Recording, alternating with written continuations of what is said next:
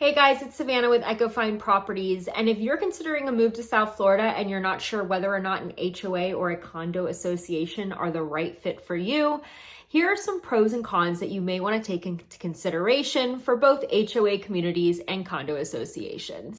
So let's break down the HOA basics. HOAs typically apply to single-family home style communities as well as townhome and villa style properties.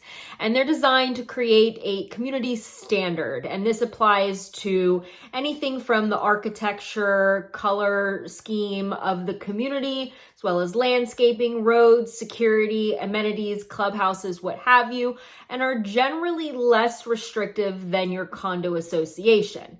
The pros to an HOA is you do typically get more freedom when it comes to customizing your home, paint colors, outdoor space, and renovations compared to a condo.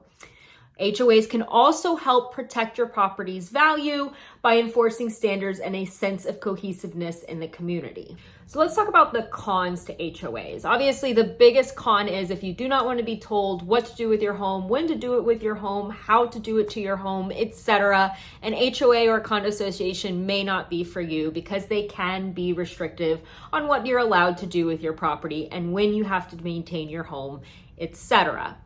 The other thing to keep in mind is HOAs do not include insurance. This also means that you're going to be responsible for the major maintenance items of your property, where a condo may take care of insurance, exterior updates, even roof replacements, etc.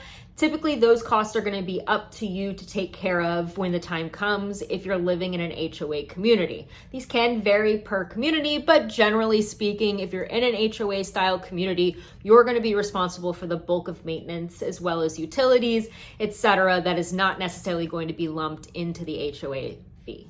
Now we've taken a look at the HOA basics. Let's take a look at the condo association basics. Rule of thumb, things that you need to understand.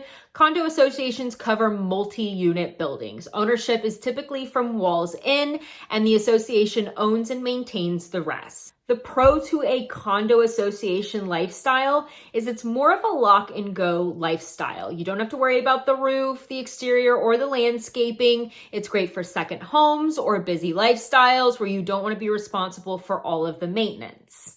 Let's talk about the cons to condo associations. At the end of the day, there are really two major cons when it comes to condos. The first is the level of restrictions. It is the highest level of restrictions that you're going to receive as far as associations go when it comes to what you can do with your unit, when you can do it with your unit, who you choose to hire when you decide to do that to your unit, etc., etc., etc. They're going to have a say in pretty much everything you decide to do. The other big restriction to keep in mind when it comes to condo associations is pet restrictions. A lot of our condos here in South Florida don't even allow pets, and if they do, there are a lot of restrictions that follow. Breed restrictions, size restrictions, weight restrictions, etc. are very common in condo associations, if they even allow the pets at all. Now, the second biggest con to condo associations is ultimately the association fees. There's a lot roped into these fees, including insurance, which can cause them to be pretty costly. They're starting at about $1,000 a month, and then they can go up pretty significantly from there. A lot of the newer condo communities you're going to see be closer to several thousand a month, whether that be $3,000 to $4,000. And keep in mind that's helping you maintain the beautiful resort style amenities as well as the grounds. Because they're responsible for doing so much, they have to collect quite a bit in dues to make sure that they can cover all of their expenses while also tucking away money in reserves for upcoming issues and projects that might exist. And then you have the fun caveat of insurance. Because insurance is so volatile here in South Florida and they're multi-unit development trying to secure basically a large commercial size policy, the risk is higher, the insurance is going to be more expensive, and at the end of the day, this is a volatile fee that's going to change possibly year over year, which can also make the condo dues difficult to predict.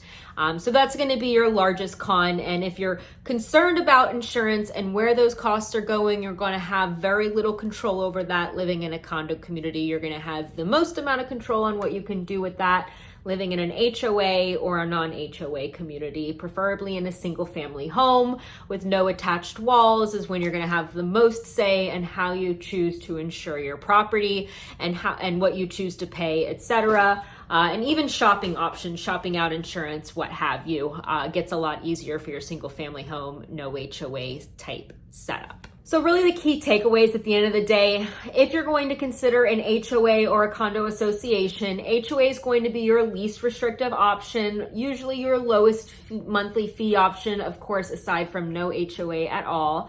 And then they're really designed to maintain curb appeal, can be great for property value because they do expect some sort of cohesive design throughout the community. They're going to have standards on how things are maintained, etc., but not as restrictive as condo associations. So condo associations, great because it's really just a lock and go lifestyle. They're maintaining most of it. The con is that the fees are going to be much higher and there are going to be a lot more restrictions with what you can do with your property, when you can do it, etc.